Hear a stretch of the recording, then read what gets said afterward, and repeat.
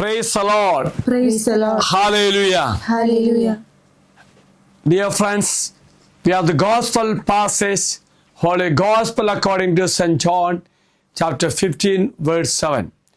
If you abide in me, and my words abide in you, you may ask for whatever you wish, and it will be done for you. We have the reflection of St. John Maria Vianney. We cannot comprehend the power that his pure soul has over God.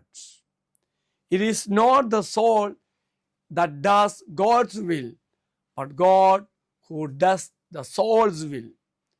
This verse emphasizes that fruitful prayer and answered requests are contingent on remaining in Christ and letting His words dwell within us.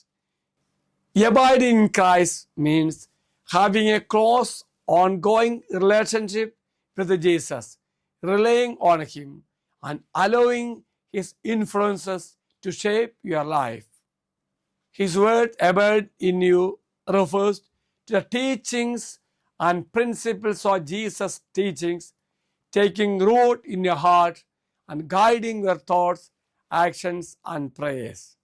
Again, dear friends, asking whatever you wish, it promises not a guarantee of any request being granted, but rather a promise that prayers aligned with the God's will and His character will be answered.